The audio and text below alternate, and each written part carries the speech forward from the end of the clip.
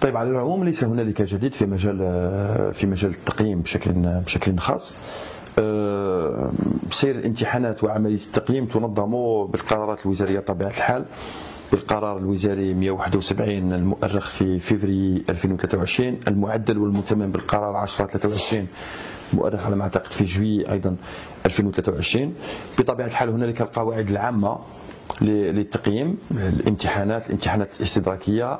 الجديد ان هنالك دورات خاصه للطلبه اصحاب الديون للناجحين بالديون، تنظم دوره خاصه بالديون قبل الامتحانات المبرمجه للسنه المسجلين فيها. اما عمليه التقييم المستمر فهي مناطه بفرق التكوين داخل الكليات وداخل الاقسام. أستاذي، ما هي السياسات المتبعة من مديرية جامعة تلمسان لضمان تكوين الأساتذة وتحسين أدائهم؟ تكوينهم في أي مجال؟ في المجال البيداغوجي، مجال التكوين، ما يقدم للطلبة. طيب بطبيعة الحال هناك كاين محاور عديدة. ما ننساش بأنه الأستاذ الجامعي مثل ما قلت لك منذ 2016 يخضعوا لفترة تكوينية عن طريق الخلية المحلية للمرافقة البيداغوجية للأساتذة حديثي التوظيف. ومثل ما سبق الحديث عن الدورات التدريبية المتوجة بشهادة في مجال التعليم عن بعد واستعمال المنصات اللي هي في تكنولوجيا الإعلام والاتصال، هنالك أيضا تكوين خاص بالجانب البيداغوجي تتولاه الخلية المحلية. كاين بليزيور اكس، بزاف المحاور داخل التكوين، ومن ضمنها محاور عديدة خاصة بالبيداغوجية. طيب هذا في شق. ثم في الشق الثاني هنالك دورات أيضا تفتحها الجامعة عبر وجهاتها المختلفة، سواء من أجل تدريب الأساتذة على استعمال المنصات التعليمية عن بعد، ففيه دورات نظمت عديدة نظمت على مستوى رئاسة الجامعة، وفيه أيضا دورات نظمت على مستوى الكليات. فيه دورات أخرى تنظم على مستوى الوجهات الاقتصادية لتدريب الأساتذة لا سيما المشرفين على مذكرات التخرج في إطار القرار الوزاري 1275 سابقا و003 حاليا، المتعلق بآلية شهادة جامعية مؤسسة ناشئة براءة اختراع سابقا، وحاليا شهادة جامعية مؤسسة اقتصادية. فأيضا الأساتذة من يرغب في ذلك يخضعوا لدورة تدريبية في هذا المجال، ننظمها دوريا وننظمها أيضا أحيانا حسب الطلب، ونعتمد على المستويين سواء على مستوى الكليات أو على مستوى رئاسة الجامعة. في نقطة أخرى أستاذي، في بداية الحصة ذكرنا أن الأستاذ بنوار بن صايم هو الأستاذ المحبوب لدى الجماهير الطلابية هكذا. فقط أردنا أن نعرف كيف تتعامل نيابة مديرية الجامعة مع شكاوي الطلبة في ظل العدد الكبير والهائل للطلبة والضغط الذي يعرفه مكتب الأستاذ بنوار بن صايم. طيب لا يمكن أن ننسب ذلك فقط هذا الضغط إلى مصالح نيابة مديرية الجامعة. الحق يقال بأن الجميع في مجند في جامعة تلمسان على جميع الأصعدة، من رؤساء أقسام، من نواب عمداء، حتى من مسؤولي شعب وتخصصات للاستجابة إلى انشغالات الطلبة. بطبيعة الحال هنالك قواعد عامة تحكم سير الجامعة، هنالك نصوص تنظيمية إلى غير ذلك، ويتم الاحتكام إليها دوما في معالجة المسائل المرتبطة بالطلبة كيف ما كان نوعها. لكن أحيانا قد تحدث بعض الطوارئ، بعض الحالات التي تستدعي ربما مرافقة خاصة لبعض وضعيات خاصة للطلبة، يتم عادة التكفل بها إما بالاتصال، في أغلب الأحيان أقول بالاتصال مع الكليات، مع السادة نواب العمداء اللي هم معاونين مباشرين لنيابة مديرية الجامعة، وأحيانا أعمق من ذلك بالاتصال مع الزملاء الأساتذة وفحص هذه الحالات بطبيعة الحال وفق الأطر القانونية. الشيء الأكيد هو أن الاتصال داخل مكونات الأسرة الجامعية لازم يبدأ بحسن الاستماع إلى الانشغال، بعدم ازدراء الانشغالات، بتسجيل الانشغالات وبالعمل فعليا على حلها. بطبيعة الحال هنالك ما يمكن أن يحل بطريقة مباشرة، يعني في حينه هنالك من يستدعي مدة، هنالك من يستدعي استشارة هيئات أخرى أو هيئات علمية أو هيئات بيداغوجية أخرى تجتمع للفصل في بعض المواضيع. لكن نأكد لك أنه كل الانشغالات اللي قدموها الطلبة تؤخذ بعين الاعتبار. هذا لا يعني أنها بالضرورة تحل، ولكن هي أخذت بعين الاعتبار، أغلبية ساحقة منها تحل لصالح الطالب، لكن أحيانا فيه بعض العوائق لنقل من ناحية الاثر القانوني او الارضيه القانونيه لمعالجه بعض القضايا التي احيانا قد تكون مخالفه حتى لبعض القرارات الوزاريه، والتي للاسف لا يمكن ان نعالجها خارج اطار القانون. أردنا كذلك أن نعرج على نقطة التسرب أو ظاهرة التسرب الجامعي. ما هي الآليات أو الاستراتيجيات التي تتبعها جامعة تلمسان لمحاربة ذلك؟ دعني في البداية أستاذ عبد القادر أؤكد لك بأن ظاهرة التسرب في الجامعة أو ظاهرة الرسوب لا سيما في السنوات الأولى ولا سيما في السنة الأولى جامعي هي ظاهرة اهتمت بها السلطات العمومية، اهتمت بها الوزارة بشكل كبير جدا، وأحيانا حتى السلطات الأعلى في البلاد. فكان هنالك مجموعة من الاقتراحات ومجموعة من التصورات اللي قدمتها المؤسسات الجامعية بخصوص الكيفية المثلى للتعامل مع هذا التحدي. بطبيعة الحال الأمر يتطلب دراسة معمقة. قدمنا إحصائيات على مستوى طيب الآن ولذلك على مستوى الجامعة قدمت نيابة مديرية الجامعة للبيداغوجيا إحصائيات وتصورات حول هذه النقطة بالذات، ظاهرة التسرب أو ظاهرة الرسوب لنكون صريحين، في السنة الأولى للمجلس العلمي للجامعة. وقدمنا قراءة في المجلس العلمي، وقدمنا أيضا تصورات حول ما يجب أن نقوم به. مختصرا أيضا يمكن أن أقول بأن القرارات الوزارية أو نظم التسيير البيداغوجي تسمح من جهة باكتساب أو بتحويل الأرصدة المكتسبة في المواد التعليمية أو حتى في الوحدات التعليمية بالنسبة للطلبة الذين أخفقوا ويريدون التحويل إلى تخصصات أخرى. هذا من جهة.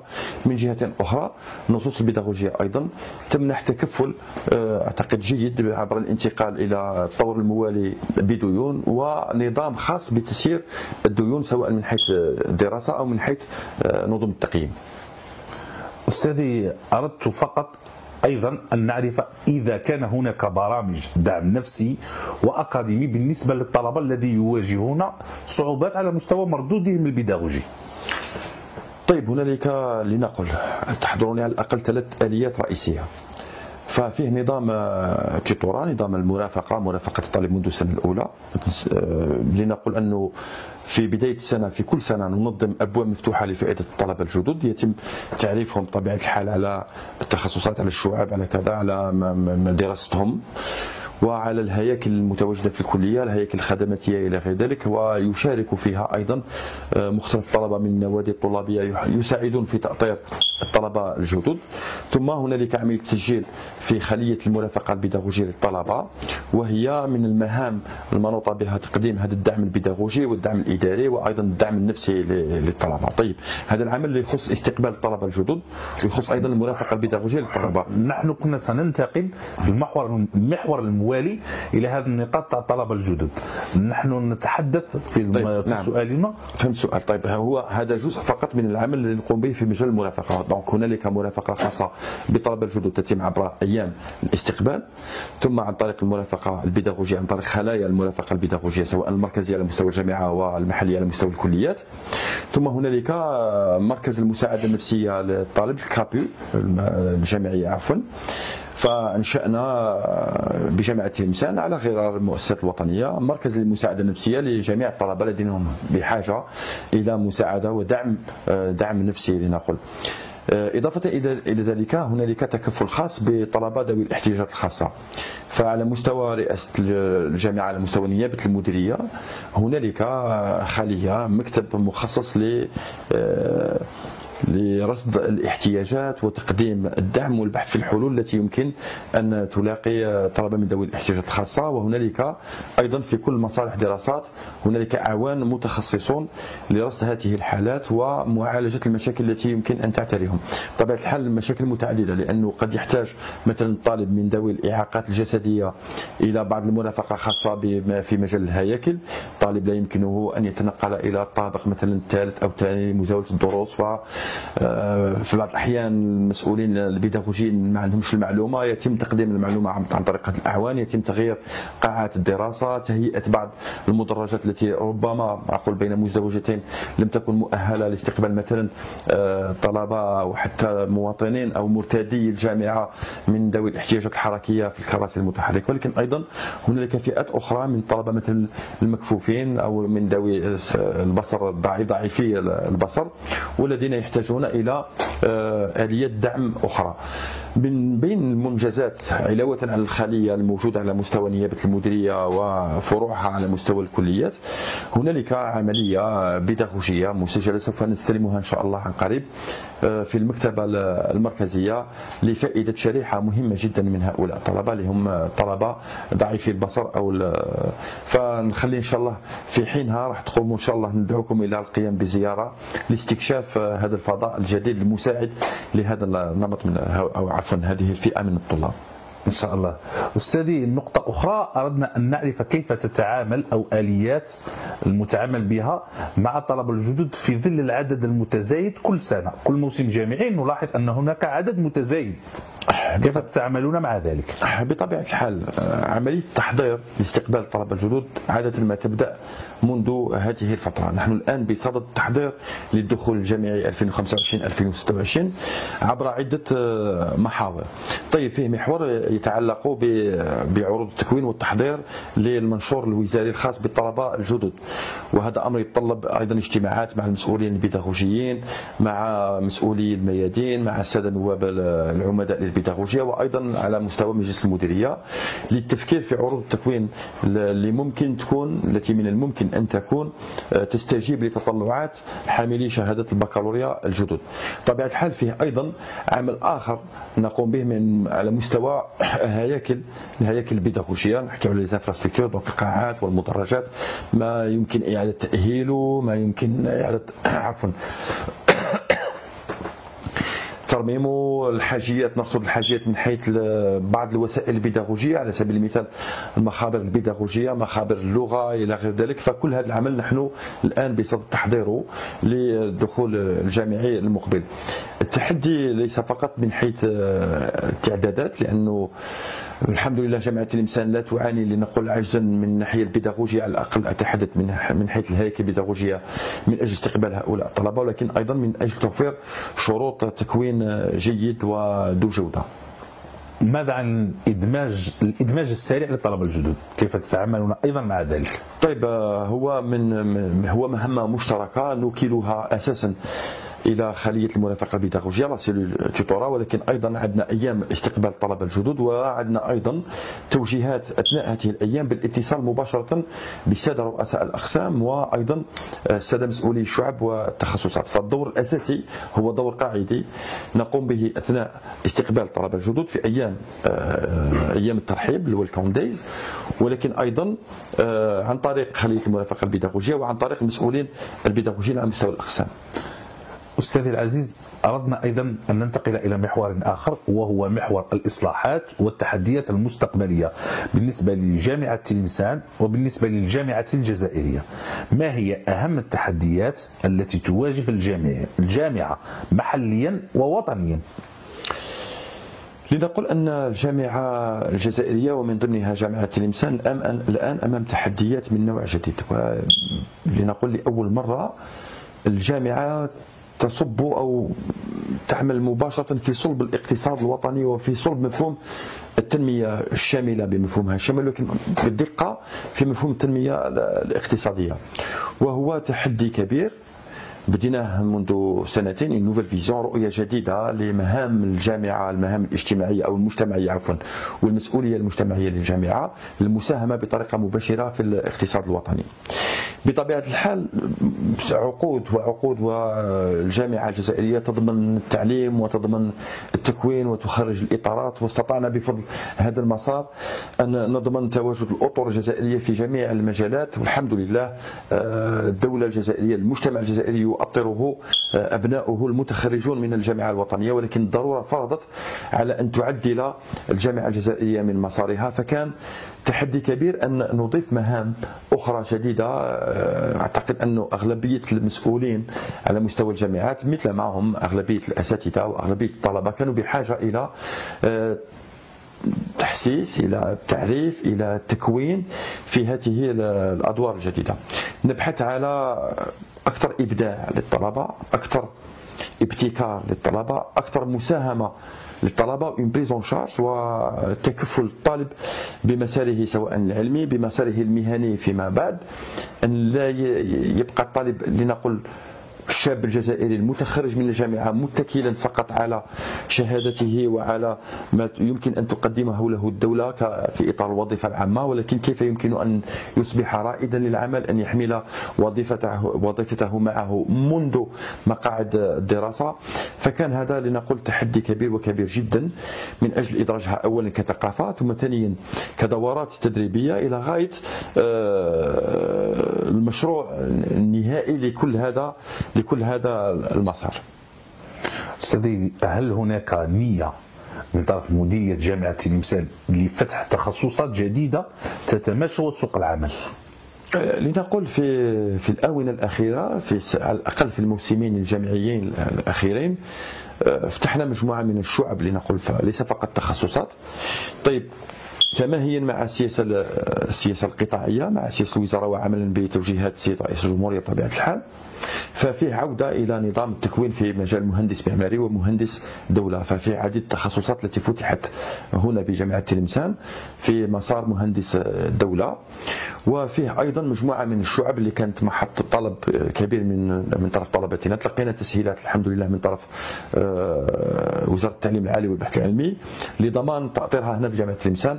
على سبيل الذكر لا الحصر، مثلا تخصص أو عفوا شعبة الترجمة التي كانت متواجدة فقط في التكوين في الطور الثاني ليسونس، الآن أصبحت مسيل ماستر انتجري اون ليسونس، يعني ليسونس مسار مدمج لليسونس وماستر ترجمة بجامعة تلمسان. شعبة علوم الإعلام والاتصال، شعبة الأورتوفونيا. في عملية فتح شعب وتخصصات جديدة في الواقع تخضع لتفكير تشاركي ومعمق، يعني ليس القرار قرارا إداريا، وإنما هو بالاشتراك مع المسؤولين البيداغوجيين على مستوى ميادين التكوين لي دومين دو فورماسيون بطبيعة الحال مع مسؤولي الشعب والتخصصات، ولكن أيضا بطلبات من الكلية مدعومة بآراء للمجالس العلمية للكليات، ويتم مناقشة هذا الأمر بطريقة موسعة على مستوى رئاسة الجامعة، وتقديم ملفات بطبيعة الحال عروض تكوين مدعومة بدراسة تقنية أو بطاقة تقنية من أجل فتح هذه الشعب.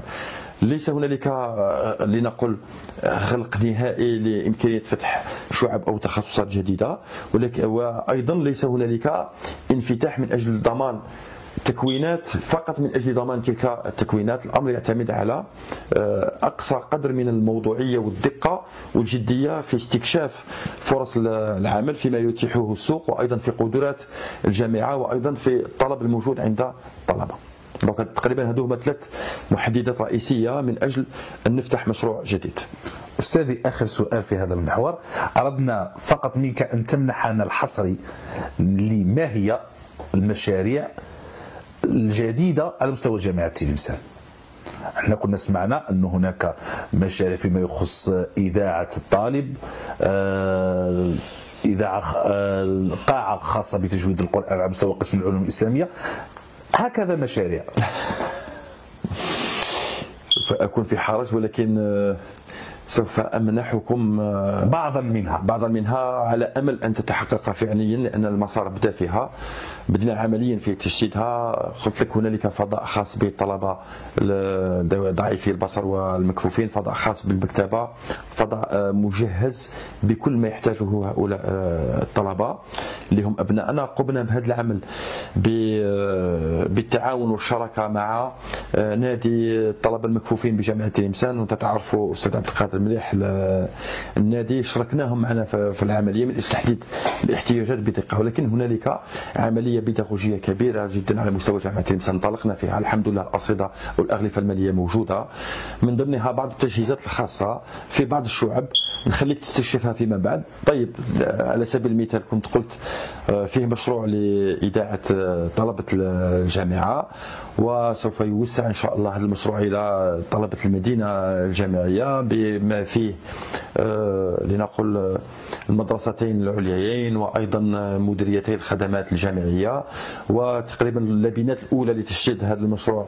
بدينا فيها، ونأمل استلامه مع الدخول المشروع هذا مع الدخول الجامعي المقبل. هنالك تجهيزات أخرى لشعب أخرى عندها احتياجات دقيقة في مجال المخابر البيداغوجية، مخابر اللغات، تجهيزات خاصة مثل ما ذكرت أنت راك بيان انفورمي، عندك المعلومة بتخصص العلوم الإسلامية ولكن أيضا الفنون. وهنالك بعض الشعب اللي عندها احتياجات خاصة، حاولنا إلى أقصى قدر ممكن، أقصى حد نتكفلوا بها، وإن شاء الله الثمار تاعها تبدأ مع الدخول الجامعي المقبل. أيضا هنالك عمل كبير كنت ذكرته لك قمنا به مع خلية ضمان الجودة بالجامعة، مشكورين كل أعضاء هذه الخلية، قدموا عمل كبير جدا. وسوف يكون هنالك نظام داخلي للدراسات ونظام داخلي للمؤسسة محين عن قريب إن شاء الله مع الدخول الجامعي، محين ومضبوط بطريقة عصرية. هنالك رقمنة لمجموعة من العمليات سوف تتم، ربما ليفرابل لنقول نتاج هذا العمل سوف يكون قريبا جدا إن شاء الله، اون ابليكاسيون نتاع لافاي بيداغوجيك. ربما سوف نقدم تطبيق لفائدة الطالب بخصوص كل التشريعات والقرارات الوزاريه اللي تهمه، يعني تكون عنده كل الاطر القانونيه. هنالك ايضا مشاريع اخرى ربما اتحفظ عن ذكرها، نخليها ان شاء الله في وقتها، ولكن تاكد بانها سوف تكون ان شاء الله. نعطيك على سبيل المثال، نحن بصدد التحضير، ربما كنا اعلنا على الجلسه الاولى للعمليه هذه، وراح تكون جلسه ثانيه عن قريب ان شاء الله لتحضير لمنصه خاصه بالجامعه من اجل عمليه التوجيه لورينتاسيون دي ستوديون داخل الشعبه وداخل التخصص. المنصه راح تكون خاصه بكل الكليات بحول الله، وهي عمليه الرقمنه هذا تضمن لنا اكبر قدر ممكن من الشفافيه في عمليه التوجيه الخاصه بالطلبه. أستاذي، ننتقل إلى آخر محور في هذا العدد وهو محور الخدمات الجامعية. أردنا فقط أن نعرف الرؤية الشخصية نتاعكم لقطاع الخدمات الجامعية، كيف تثمنون الشراكة مع قطاع الخدمات الجامعية محليا، ونقطة أخيرة، ما هو تقييمكم الشخصي للخدمات المقدمة للطالب من طرف مديرية الخدمات الجامعية منصورة؟ لا يخفى عليك أنه الجانبين يتأثران مع بعضهما البعض، يعني لا يمكن الحديث عن الجانب البيداغوجي أو عن الحياة الجامعية البيداغوجية للطالب التعليمية للطالب دون الحياة الاجتماعية أو الحياة داخل الإقامة الجامعية والاستفادة من الخدمات الجامعية. فبالضرورة خدمات جامعية ذات نوعية تنعكس بالتأكيد على الطالب أكثر حرية، أكثر إبداع في المجال البيداغوجي، والعكس صحيح، يعني أكثر تحصيل، أكثر جودة في التعليم، تخلي الطالب أيضا أكثر إريحية في مجال الخدمات. وعكس ذلك أيضا صحيح، إذا كانت الخدمات سيئة فما فيش مجال لتطوير الجانب البيداغوجي. هذا أمر نتفق عليه. في جامعة تلمسان نجتمع دوريا في إطار ما يسمى تنسيقية المدينة الجامعية، بطبيعة الحال تحت رئاسة السيد مدير الجامعة البروفيسور ميكاشو مراد، مع السادة مدراء المؤسسات الآخرين السيدة والسيد مديري الخدمات الجامعية لمنصورة وتلمسان على التوالي. نناقش فيها تقريبا كل ما بإمكانه أن يمتن أواصر التعاون بيننا. هذا من الناحيه الاستراتيجيه، دونك هنالك من ناحيه التعاون الاستراتيجي هنالك تنسيقيه للمدينه الجامعيه، وهنالك عمل لنقول دو بروكسيميتي، عمل جواري نقوم به دوما. نعطيك على سبيل المثال المصالح البيداغوجيه فيه الكثير من المشاكل احيانا تحل عبر الهاتف، احيانا عبر المراسلات الاداريه الرسميه، نتصل مع بعضنا البعض، نستبق في الكثير من الاحيان المشاكل. نعطيك على سبيل المثال، اذا كان فيه خط ما في النقل على سبيل المثال في يوم ما نتاج امتحانات مبرمجة على غير العادة، على غير استعمالات الزمن الأسبوعية المعتادة، نقوم بإبلاغ الخدمات الجامعية قدر المستطاع قبل المدة من أجل ضمان برمجة عملية النقل. نتناقش أيضا حول توزيع الشعب في الإقامات الجامعية. نقول لك باختصار انه تقريبا كل المجالات اللي تهم الطلبه وممكن تهم الجانب البيداغوجي وتهم الجانب الخدماتي نناقشها واحيانا نتفق عليها عبر المراسلات الرسميه. طيب كان هذا الشق الاول من السؤال. بخصوص جوده الخدمات المقدمه، ف من موقعي لا يمكن إلا أن أشهد بالقفزة النوعية التي يعرفها القطاع بشكل عام عبر عملية الرقمنة إلى غير ذلك. هذا أمر أتركه لأهل الاختصاص السادة خدمات الجمعية أكثر مني مسؤولية في هذا المجال، ولكن نقول لك أيضا بأننا حضرنا العديد من التظاهرات داخل إقامة الجمعية، حضرنا العديد من النشاطات المقامة داخل إقامة الجمعية، ونشهد نتابع الأوضاع عبر وسائل التواصل الاجتماعي، عبر إرهاصات الطلبة إلى غير ذلك، ونلاحظ تطور نوعي في مجال الخدمات المقدمة للطالب. نتمنى أن نسير بنفس الوتيرة سواء في الجانب البيداغوجي على مستوى مديرية الجامعة أو في الجانب الخدماتي على مستوى قطاع الخدمات الجامعية، لأنه في المحصلة جامعة معاصرة، جامعة نطمحها من الجيل الرابع، لا يمكن أن تكون في جهة على حساب أو دون جهة أخرى. القطاعين يمشيان مع بعضهما البعض، وجامعة متميزة هي جامعة متميزة في الخدمات مثل ما هي متميزة في الشق البيداغوجي. أستاذي نصل إلى نهاية العدد، فقط أردنا منك كلمة أخيرة أو نصيحة تقدمها للطلبة. إن كان ولا بد فنحن في الفترة التي أعقبت الدخول الخاص بالسداسي الثاني، نصيحتي للطلبة أن يغتنموا جميع الفرص في أن يحصلوا التحصيل العلمي في الفترة هذه، في أن يتسلحوا إلى أقصى قدر ممكن قبل ولوج عالم الشغل وقبل مواجهة صعوبات الحياة خارج أسوار الجامعة.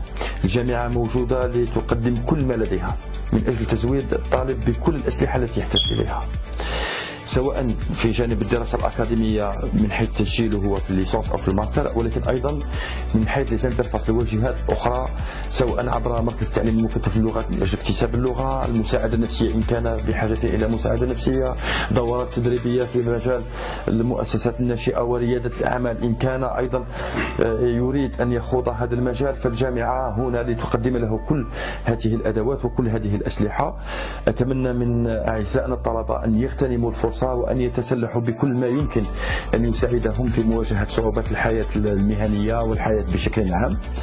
وأغتنم الفرصة بما أننا اليوم على أبواب يوم العلم بأن أهنئ كل الأسرة الجامعية بمناسبة يوم العلم أولا، وأن أدعوهم أيضا بهذه المناسبة إلى التحصيل العلمي ثم التحصيل العلمي ثم التحصيل العلمي.